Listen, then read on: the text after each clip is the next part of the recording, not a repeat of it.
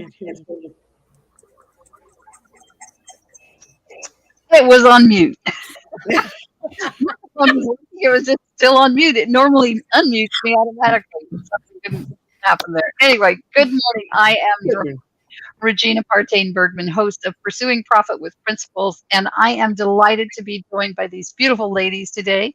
This is the first Monday of the month, and on the first Monday of the month, we come together in a mastermind group, and then we come on over here to this show and have an opportunity to share with one another and share with you about important topics of the day. And so we are going to talk today about consistency. But first, let me hear from each of our panel here, have them introduce themselves. So Sherry, would you start us off, please? Miss Sherry Knight from Canada. Thank you. So glad to be here. Yes, Sherry Knight, and I am with Dimension 11. I work with business leaders who want to improve their business through people, performance, and profits. Awesome. Love it. And Miss Barb Ellison from the Chicago area. Well, hi there. Yes, I'm Barbara Ellison. I'm a midlife mentor, and I'm on a mission to make happiness the norm rather than the exception. And sometimes when we get to midlife, we realize that we're kind of caught in the midlife trap of, just being in debt, declining health, and a dead-end job. So I work with people to get them out of it and to just enjoy the rest of their life, enjoy the second half of their life. Woohoo! Love it. Love it. And Miss Carol Henderson from the beautiful state of Texas. I'm Carol Henderson, and I have Life by Design, and I help you to design your life the way that you hope for it to be and get your best out of it. And so we design your life to look better, feel better, and live better, mainly through the health and wellness area, but also into traumatic injuries. Awesome. 3 beautiful women doing great things in the world, and I'm so happy to be able to have these beautiful ladies as part of the mastermind program that I do. And so let's dive into consistency, ladies. Frequently people will ask me, salespeople particularly, will ask me what the biggest challenge is in my business. And my answer is, it always seems to be the same, and that is consistency or lack thereof. So I wanted to ask you a few questions about consistency this morning. And let's start off by maybe defining what that means to you. Carol, what does consistency mean for you? Showing up every day with your best self.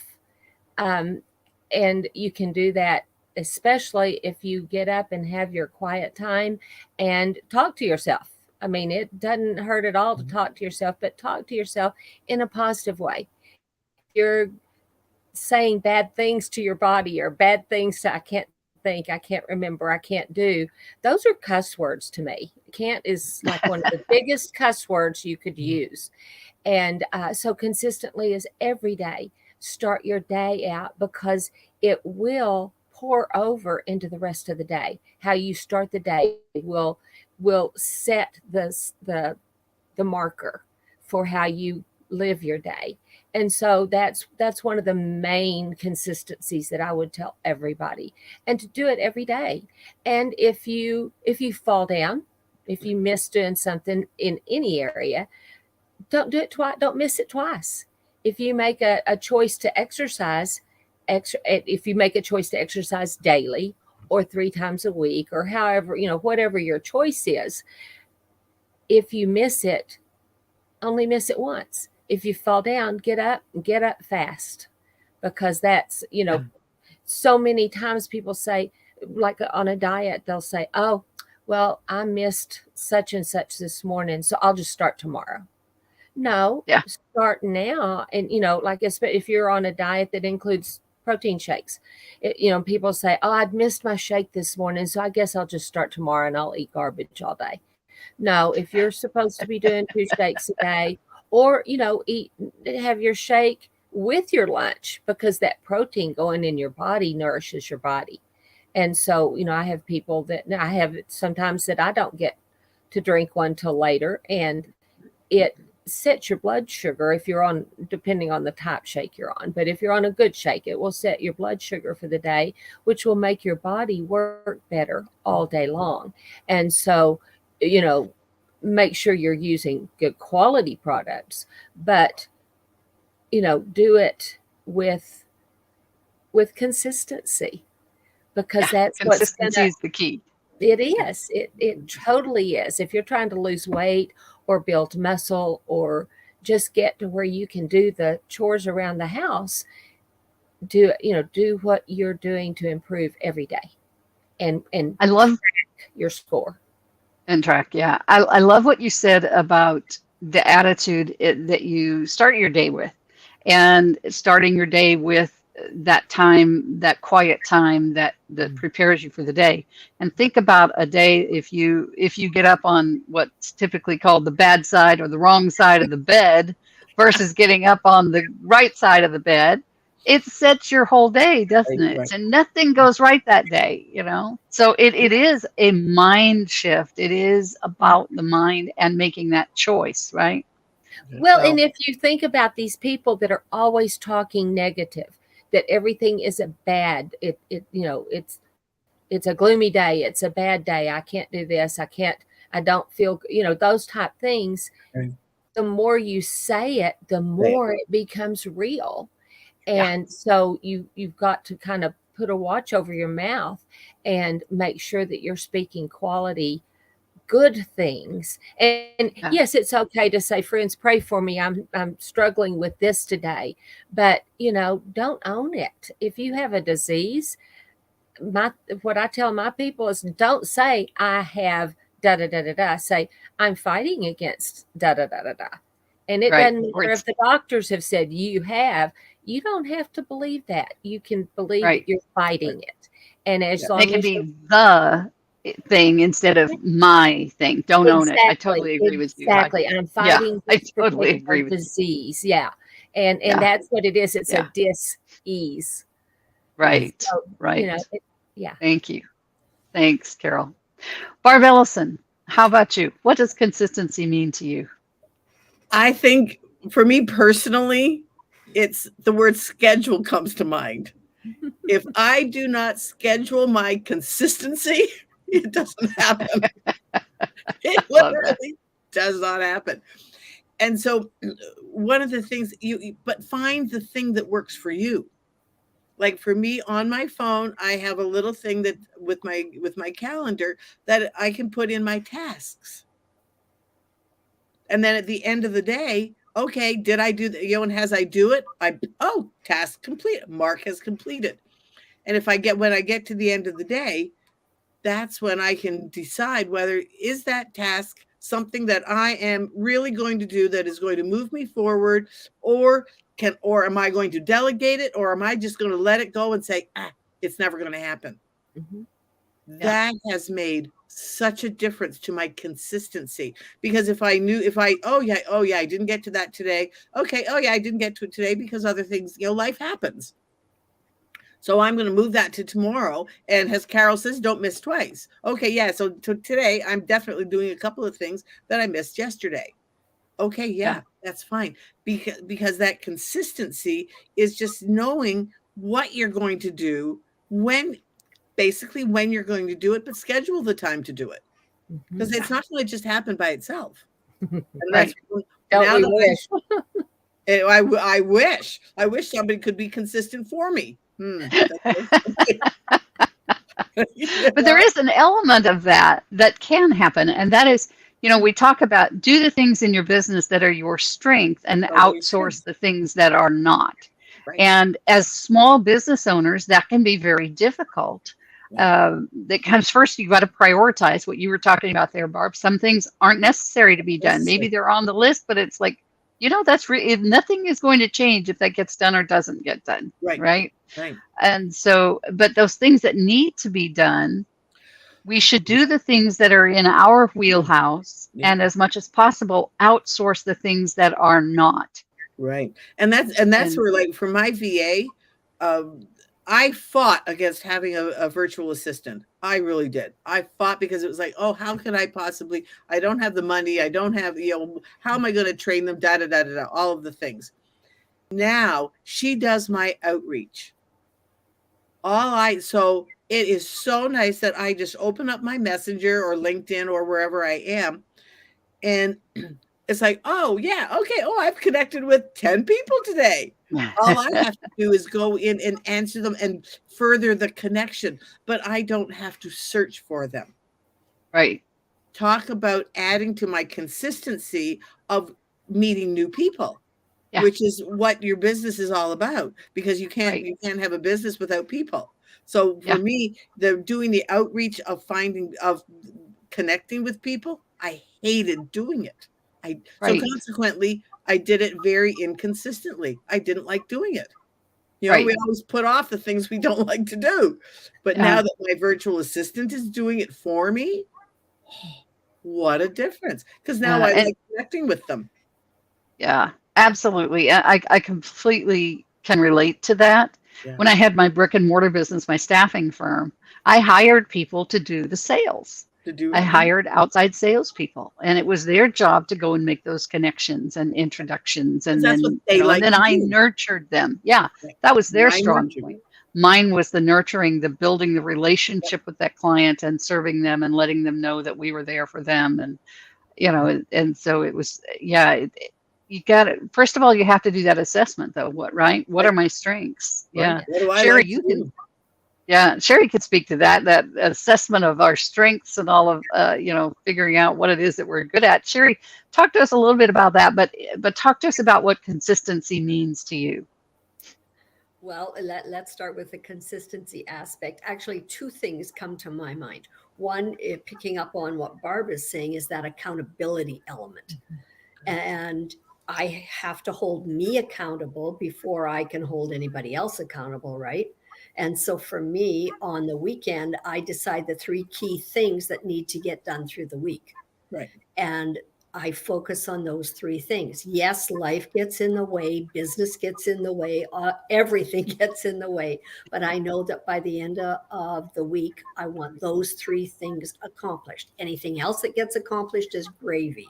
Right. So that accountability aspect. And of course, when I'm doing masterminds, we put people in buddy situations so they can help each other then be accountable.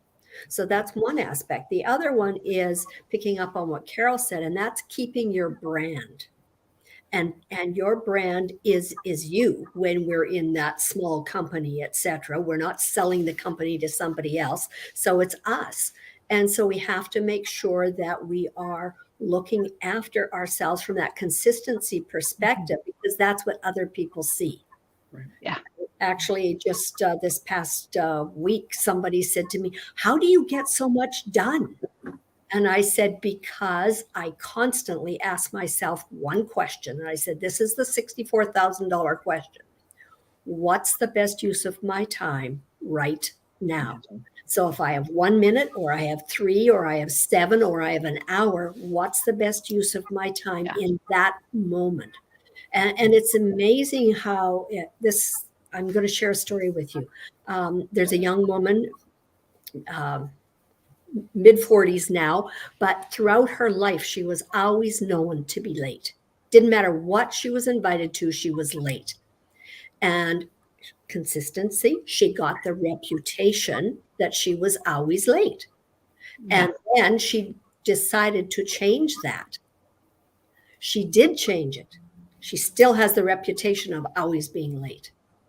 So you really have to be conscientious about what your consistency is and how it's going to manifest itself in terms of other people's opinions, because they're not going to come to somebody for help if you're not there on time, etc. So I'll stop now. Right. Oh, that's very good. Very good. And yes, Carol. Can I say something to what Barbara and Sherry said? The collaboration and working with somebody. And we've all worked together now for several years, and I can see a change in all 4 of our businesses through that. But y'all have been telling me some things I needed to do for a long time, and I never could quite get my head around the how. And then, and having time with Regina, and she worked with me, and we got things started, but it didn't quite take off until Barbara and I collaborated to work together on some things. And we now do a workshop, we do, podcasts and things like that, that has our strengths have melded together to further both of our businesses.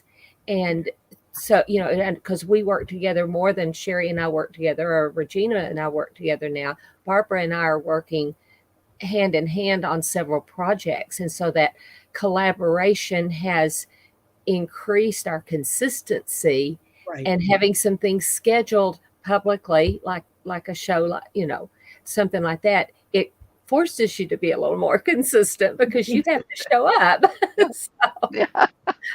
It's not something you can put off when you say, I will be there at such and such time on so and so day.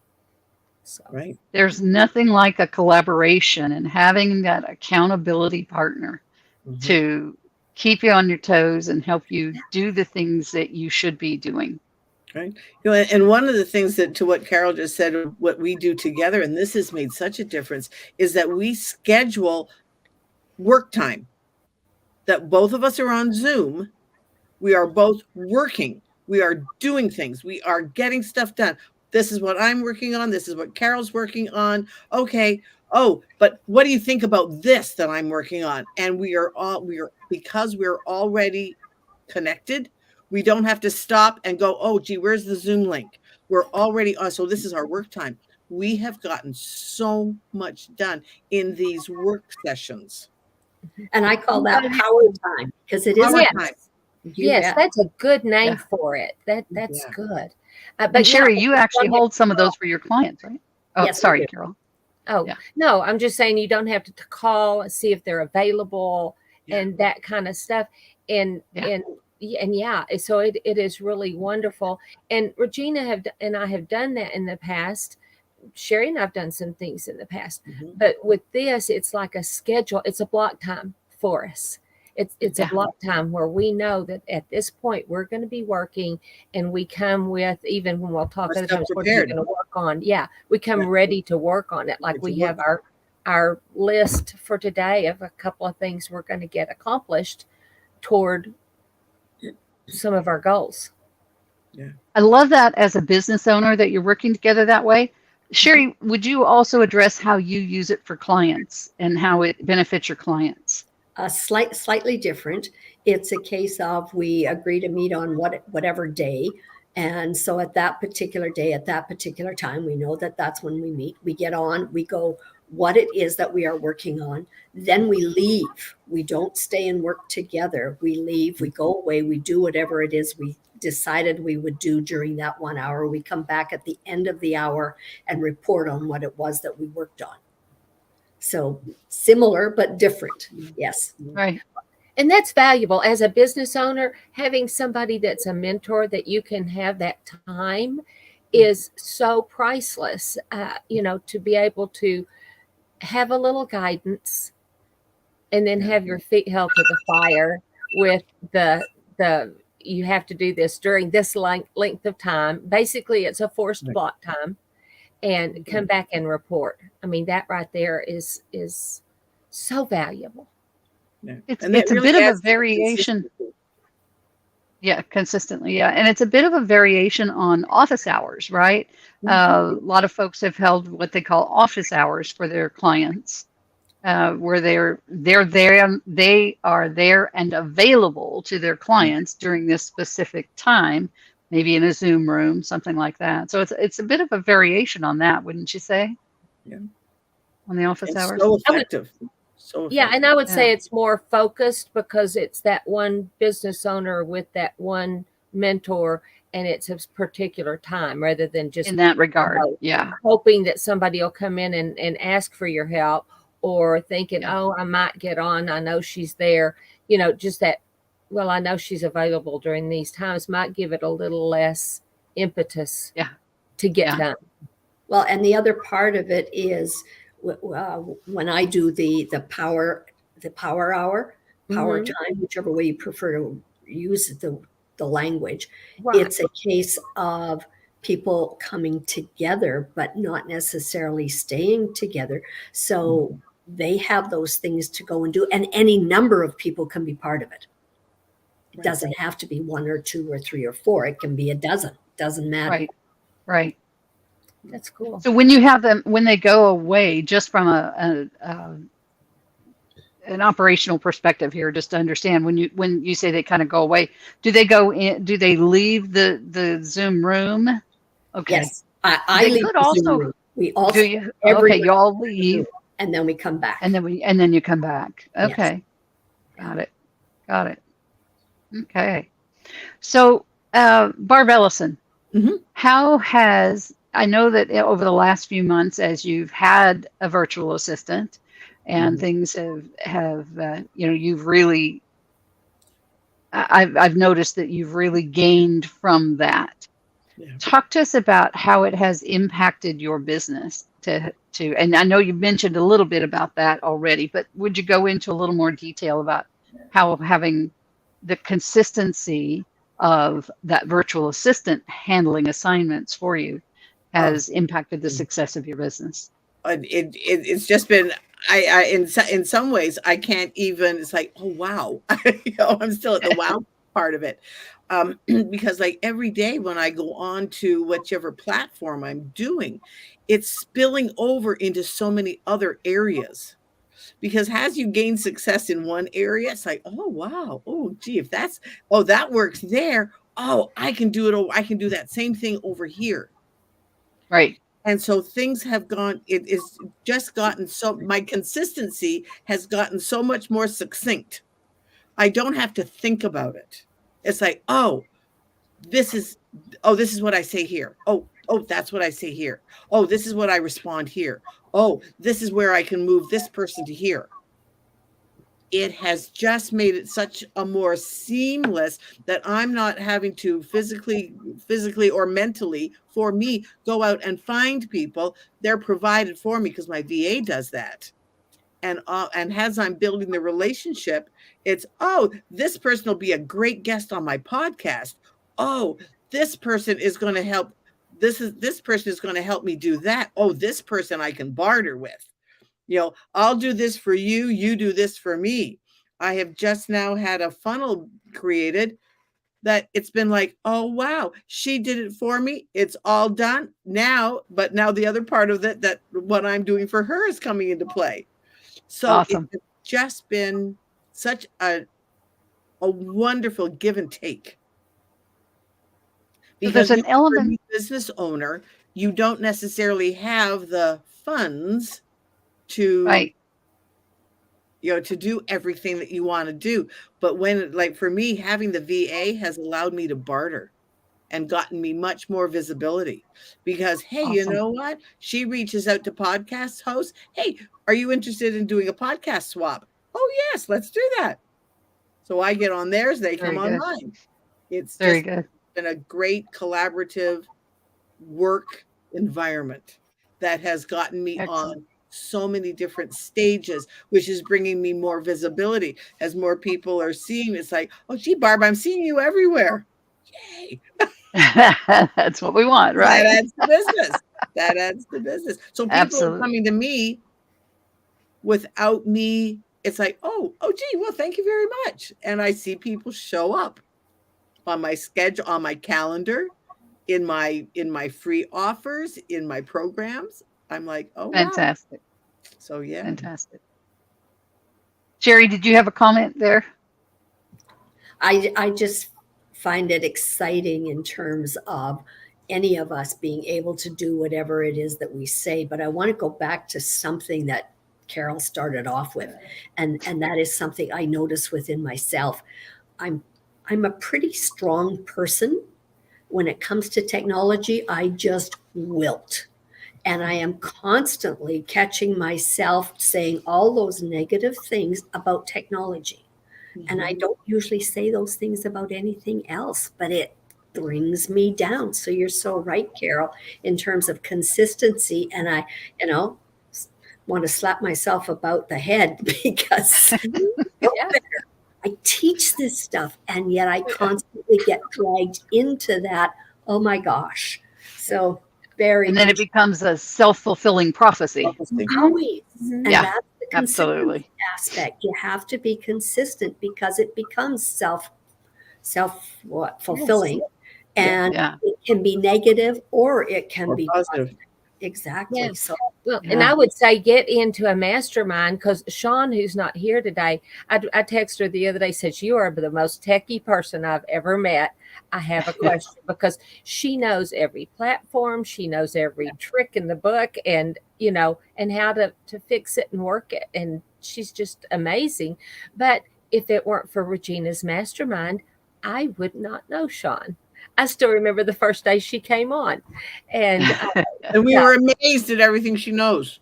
oh yeah, And every still one of are. us has reached out to her for help. Yeah. Amazing. We all learned from her. And you know, and transforming her own life. We've gotten to watch that. So Right. you know, get into a mastermind, whichever one you find is right for you. Reach out to Regina. She knows so many people that do them. She does them. You know, Sherry does them. You know, it is a priceless use of your time, and they will hold your feet to the fire. Just like, you know, when Sherry would come on and have a technical problem, we're going, it's okay. You know, this too shall pass. You will do well. And I will say, Sherry, I've been amazed lately at how techy you have become. And it's exciting to watch the transformation of your friends It is. that you're in a mastermind with. Yeah. Thank you. I appreciate that comment. Well, I just had that thought just a week or two ago. I don't remember what it was about, but I was like, wow, she's really, really getting proficient with this technology stuff. So, yeah. Awesome. Ladies, I hate to say it, but we're out of time. Going for one. But we have come to the end of our time. But I want to thank each of you for your contributions today and the examples of consistency that you are in my life, because I learn from you as well. And so you help hold my feet to the fire as I do yours. So thank you for that. I appreciate that. And I appreciate you joining me today on Pursuing Profit with Principles. And folks, we'll see you next Monday right here on Pursuing Profit with Principles. Bye for now.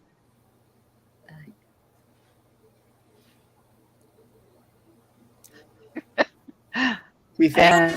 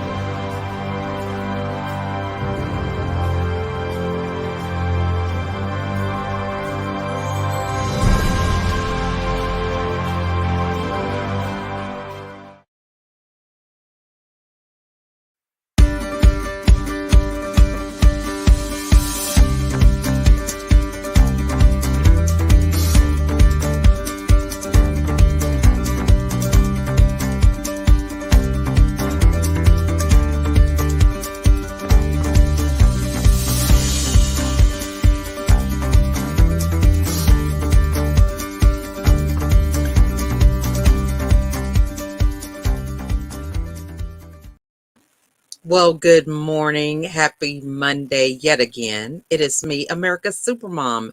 So excited to share with you today about innovation. That is today's topic, innovation.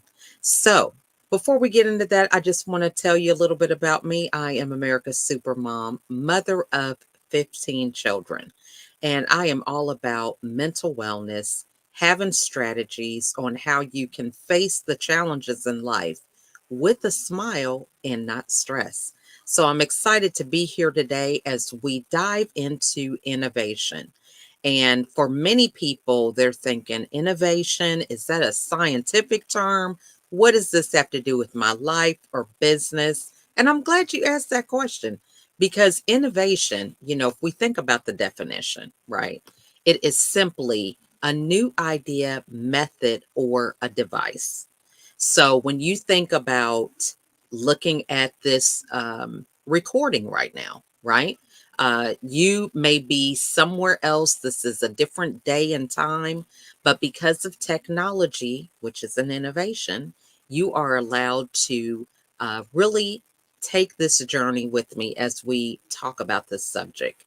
You can also think about smartphones, right? How they started, how they're an innovation from the simple telephone that we used to have with the long cord, if many of the and many of you may remember, so that we can go room to room because we just didn't have a telephone outlet in every room like we have the capabilities of having now.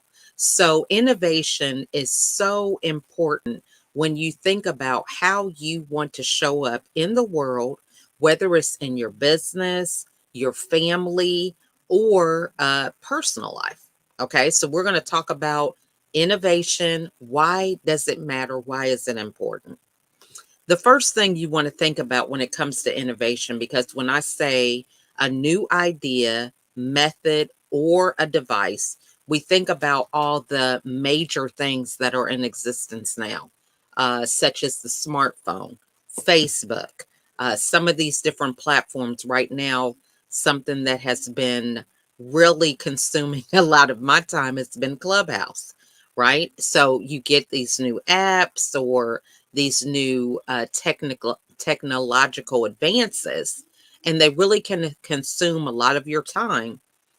And you're thinking, wow, how did they come up with this? How did they innovate something so viral, so to speak? Everybody wants it, everybody has to have it. And so we're going to talk about 3 different ways that we can do this because it's very important right now as we're in this age of really seeing a lot of things close down, a lot of our ability to do certain things be compromised because of this pandemic that we still are uh, going through the impact of. Okay. So the first thing that we think about when it comes to innovation is how do we want to prepare ourselves for that?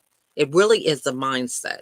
So when you think about every day, the thoughts that you have, don't quote me because I'm not a scientist, but a lot of people report that the things that we think about, 90% of them is not anything new. We only have around 10% of the ability to think of something new. Now, how do we capture that 10%?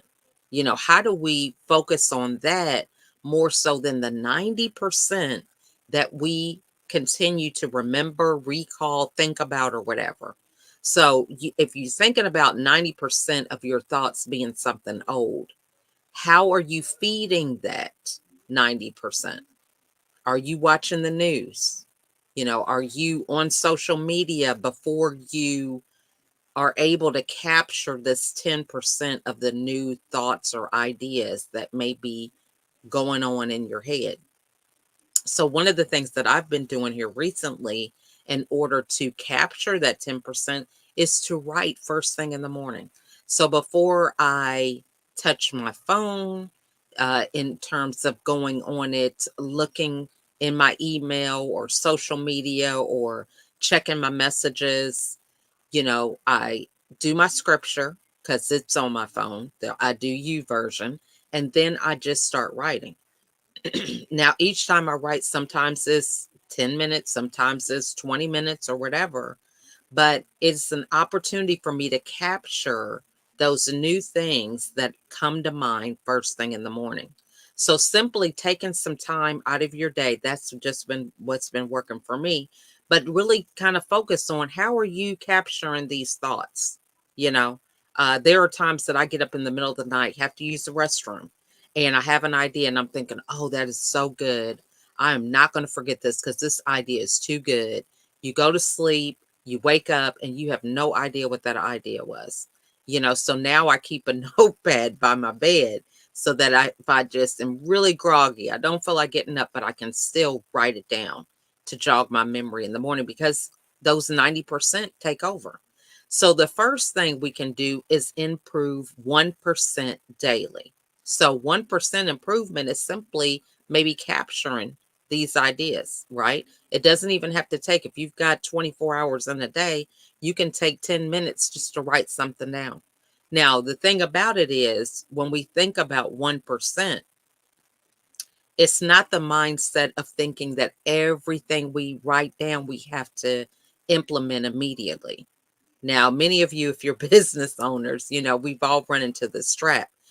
Okay, they say you need to post, you need to have a presence on social media. So what do? We get on Facebook, we got a Twitter account, a LinkedIn, an Instagram, Pinterest, Twitch, all these different things. But how consistent are we with posting on these different platforms, right? Because we hear what's working for other people or appears to be working for other people. Have you ever considered that that could be a distraction, that people could tell you things? Maybe they think you're a competitor, so they give you this advice on what to do, and you're busy spinning your wheels trying to accomplish that while they're all the wiser, focusing on one area, doing one thing well, and you're spinning your wheels trying to do 7 things and all this different stuff because you're distracted. You're not clear on what it is that you're accomplishing. Now, I'm not saying that's the case for everybody, but when we go into our why we're doing stuff, when we're understanding what our goals are, how we want to get there, we begin to have wisdom and have a mindset about how we're going to accomplish that. What does it look like for you? If you want to be a public speaker and you know that you're not comfortable enough to get on a stage in front of 1,000 people, you're going to ask yourself the question, how can I get started today? What can I do that can get me on the road to that journey of getting on stage in front of 1,000 people? So it's going to take practice. It's going to take you getting more comfortable in front of a crowd of 2, maybe, before we go to 1,000, right? And so you can begin to map out your own journey and get those milestones for you and challenges that work for you to get to that destination. So when we think about improving 1% daily, if we're talking about our businesses, the first thing we want to do is get some feedback from our clients that we're serving, right? Simply asking them, hey, what are some things that I did right? What are some things that you think I can improve on? Also, what are some things that you need? So if you are a beautician, for example, and you're doing hair, they come to you to get their hair done. Well, have you considered that while they're there being glamorized with their hair, maybe they want to be glamorized with their nails? Maybe they want to be glamorized with their face. They want to be made over. They want a complete transformation, right? Maybe they need to relax and have a massage, all while they are being serviced within your business. So, as you ask them, what are some things that would be ideal for them? Maybe they want a wardrobe designer who comes in and she talks to them about fashion. What are the best clothing styles for you and your body type? And they get this consult right along the time while they're getting their hair done. I don't know. I'm just throwing some things out there. But the point is, You want to get feedback from your current client base on how you can improve just one little thing rather than spinning your wheels going out acquiring 50 more people for a one-time transaction. So I hope you guys caught that. We want to think about really engaging more with the clients that we currently have and finding ways that we can serve them better. When we find out what their needs are, maybe it could be something as simple as giving them a reminder about their hair appointment, right? Maybe it could be doing a pre assessment before the time that they get into their appointment to figure out what are some things that you have going on this week. What type of hairstyle do you need? Do you need something that lasts, for whatever? Do you have any special events coming up? Maybe simply asking them that ahead of time can improve your ability to serve them when they get there, right? You could also, if they have a special event, maybe you have someone there with some items that are necessary for that special event. Maybe they're going to a formal dinner. Maybe they would like some satin gloves that come up, to their elbow. Maybe they want some evening purses, or maybe a shoe person can come and talk to them about some specific shoes that might be appropriate for the event. So you kind of see where I'm going. It is about really building greater brand loyalty with those clients and innovating that in something that is not going to be that hard for you to accomplish. So if you were to reach out to a shoe salesman, okay, a lot of people may not be buying shoes in person anymore. We do so many orders we do so many orders on Amazon, right? So if you get with a shoe salesman, maybe local, and you say, I have 20 clients a week. I'm just using this number. And I would love to see if you can come and do personal consults with us.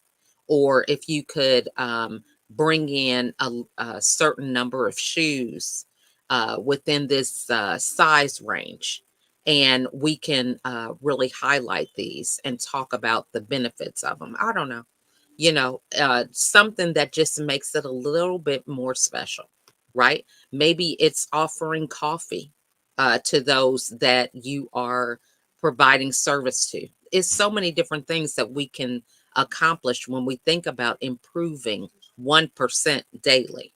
So the next thing in how we can innovate is improving the mundane, right?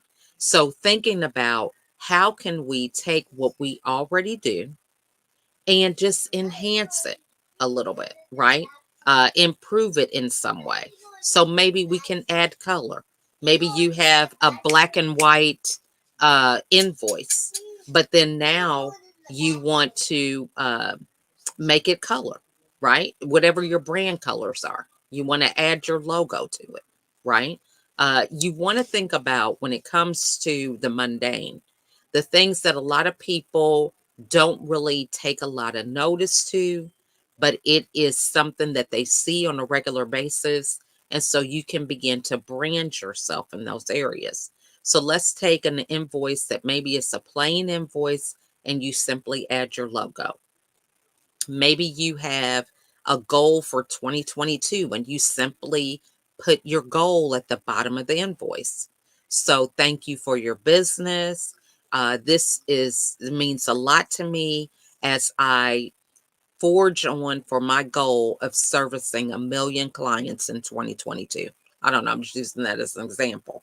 So simply giving more of your personality, right, into what it is that you do.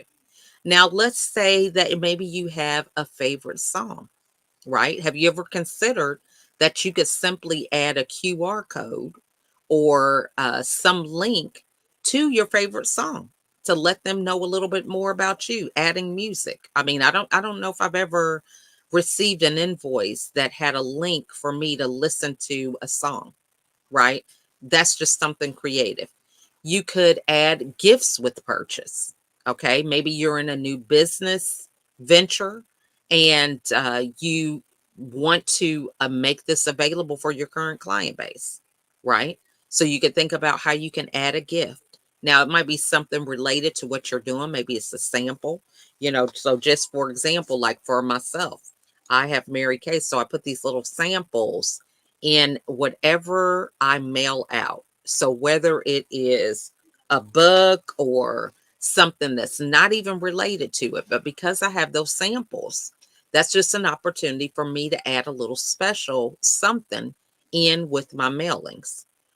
Maybe you want to just add gratitude, simply saying thank you in your invoice or thank you on your orders that you receive. A handwritten note goes a long way. And the last way that we can think about improving the mundane is really adding engagement. Let's say, for example, you have a special number on the bottom of your invoices. And so you have this running thing to where every month you have a drawing, and it's you draw a number. Whoever has it on their invoice, they get a special prize. I don't know. Or maybe they get a discount or they get something for free. So this is a way that you can make people excited about the mundane. Who gets excited about an invoice?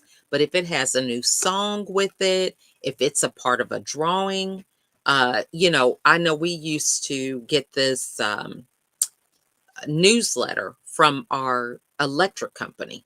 And so when we got the newsletter from the electric company, it'd be a whole bunch of different topics that they would cover. And within that newsletter, if you could locate your account number, then you get $50 off of your electric bill.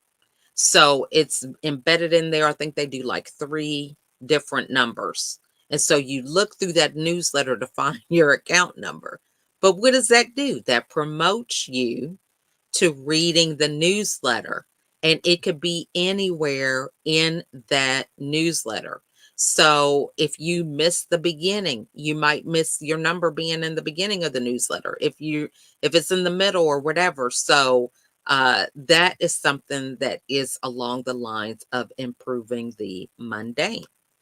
So, and then the last area that you want to think about in terms of how do you stand out, right, from the crowd? What is your unique thing that you bring to the table that no one else is like you, no one else can do that you do, right? Being able to stand out. What does that look like for you? So many people, let's just take hamburgers. I'm always using food, but if you make hamburgers, you're not McDonald's, you're not Burger King, you're not Checkers, you're not Rallies, or some of these other places that sells hamburgers, but you are your own unique hamburger place. So what is it that makes you different? Is it what you have in your hamburger? Is your hamburger vegan? Do you use different buns? I was at a cookout just yesterday with my son, and it was, like a housewarming cookout for him and his wife. And the whole family was there. Her family was there. She had a friend who attended as well. And as we sat down to eat our food, we had vegan burgers. And I noticed that she didn't even have a bun. She had some romaine lettuce that she had wrapped the burger in, and that is how she was eating her burger. So maybe you're a burger joint that doesn't have buns. You have lettuce or spinach or something that people can use to fold, into their burger. So when you know what it is that makes you unique, how you stand out, why do you do that? Now, she did that because she's vegan. So she doesn't deal with any dairy or anything like that. And so I'm thinking first, I need to be doing more of what she's doing, right? Because it is really important for us to think about, why are we doing the things that we do, right? Sometimes we're following somebody else's roadmap because they weren't concerned about that, right? When we think about weight and we think about the way we eat and, how it benefits us, we really should be conscious of thinking, how is this showing up, right?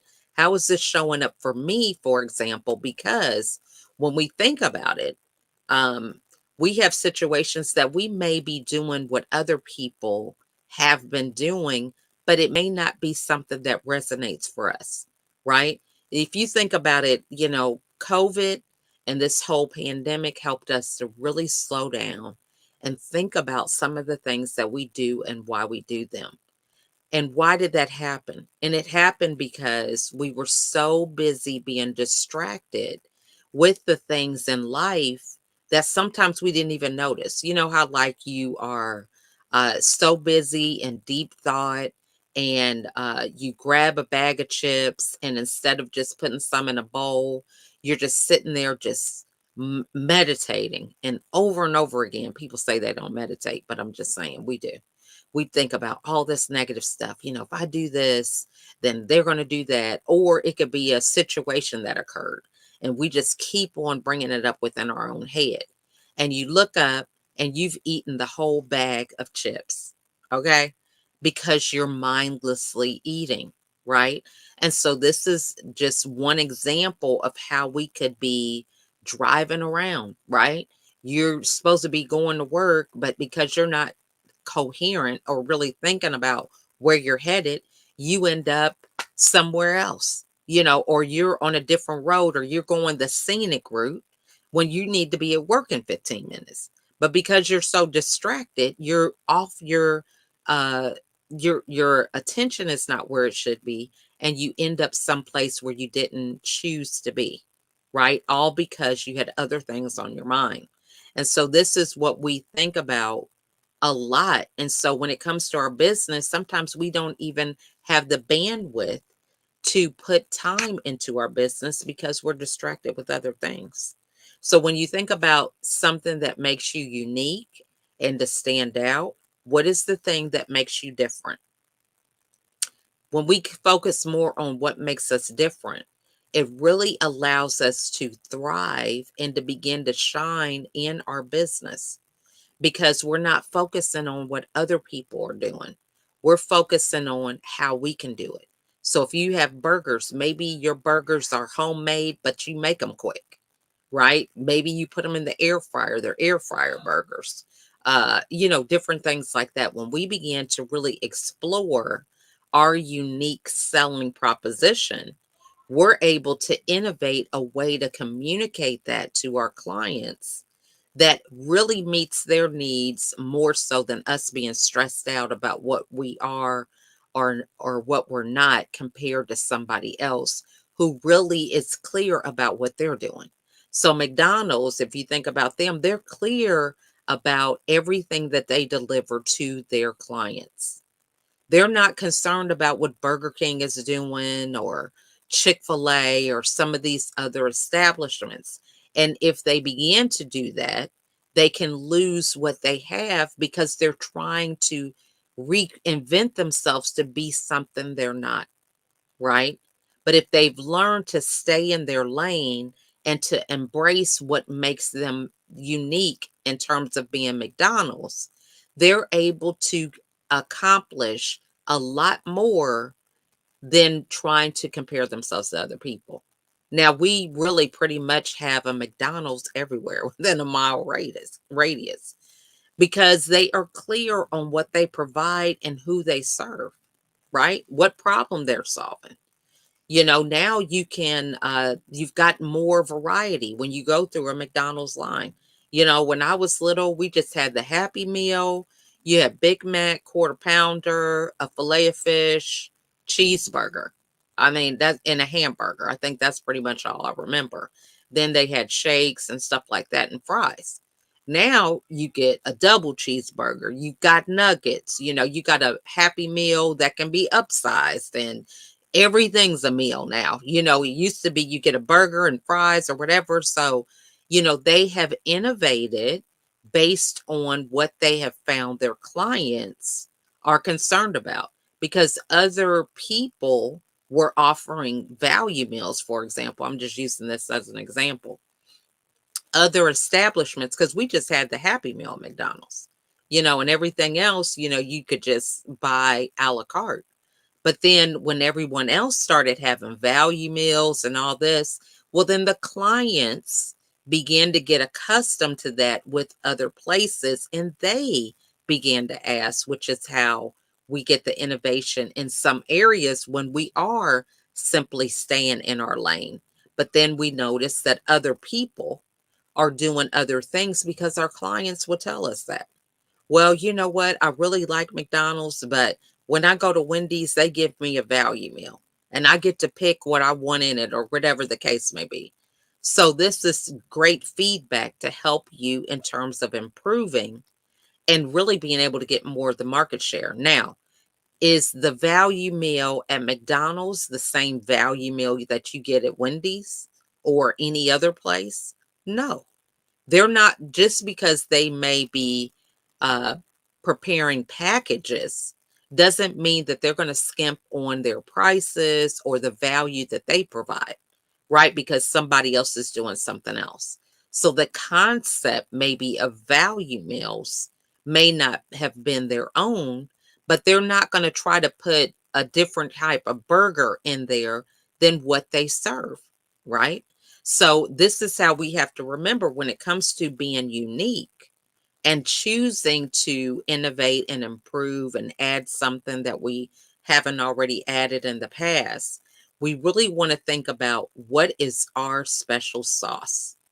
What is it that we do that's unique, different than everyone else? And how can we streamline that, maybe in the way that we look like we are a viable option for a client opposed to our competition, but we're still being who we are? See, many times we get this wrong because we go along with someone else's blueprint. And the thing about that that's problematic is they created that blueprint for them. So you're never going to fit into it, right? You're never going to fit into somebody else's blueprint. You have to create your own. So when you really know who you are and where you stand in the industry, it's going to make it that much easier for you to change and pivot. So, for example, during the pandemic, we had a lot of people who were speakers, right? They're speakers. They're used to being at live events and really interacting with the crowd. And, they had their slides together, how they're going to present this. Boom, pandemic, can't go places in a crowd. So now, are you going to stop doing what you're gifted to do? Or are you going to find a way to pivot and offer what you offer in a different way so that you can still serve your audience? And oftentimes people, myself included, have been in the past, that's an opportunity for you to quit. That's an opportunity for you to stop because it doesn't look the way that you're used to it looking. But part of being innovative and resilient and having tenacity is being able to transform your delivery method, but still serve the people that you're looking to serve. So now it looks like virtual events, engaging with the people through the chat, you know, uh, making inferences based on how they're commenting virtually. Maybe it is getting, that audience on Zoom. So there's that interaction where it's face to face, instead of just looking out over a crowd and not being nervous about that. One of the things when it comes to speaking to a crowd, you just are sharing your message, but you're not getting a lot of engagement. Not unless you're saying, can you give me a show of hands if this is happening? But other than that, you're talking at them. There's no real opportunity for people to just stand up and just start talking to you from the audience. But making that transition to where, they are able to have a conversation with you, that can sometimes be intimidating because you're used to sharing your message, getting some applause and leaving, right? Maybe occasionally you would stay after someone has a couple questions, but for the most part, it's you delivering something to them. Whereas now, because of technology and different things that we are encountering, it's a lot more immediate feedback.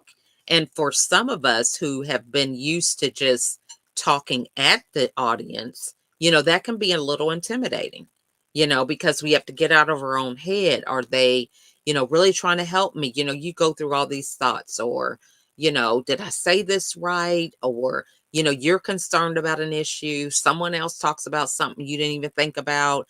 Then you're having self doubt. I mean, the things can go on and on. But we want to focus on the fact that how is it that we really want to show up? What is the thing that we do that's unique, so that we can show up as ourselves all the time, and we're able to focus on the areas that might need the innovation that we are thinking is having a problem. So, innovation, in conclusion, is all about finding simple ways that we can think about how can we move the ball forward in our business, personal life, in a way of capturing these new things that come to us daily. And oftentimes we forget about them because 10%, when you're dealing with all the thoughts that you have, that's a very small number. And it really has even less of a chance of creating an impact if we don't capture them. So you want to think about what's going to be your routine. How are you going to begin to capture this 10% that you receive every day so that you can move forward in your business and personal life? Maybe it's improving one thing a day. Maybe it is, improving the mundane, or simply finding a way to stand out from the crowd that's going on in your industry. If you all need help with innovation, and this is something that sounds very interesting to you, I would love to have a call with you to talk about the innovation strategy. You can simply reach out to me through this email, and I'd be happy to address this topic with you. But in the meantime, I want you to wish you a wonderful week, and it is Women's History Month. So think about a woman that you could celebrate today. Maybe it's making a post about her, or just reaching out to her, telling her how much you appreciate her. But that is all I have for now, and I will see you next week on that episode. Bye for now.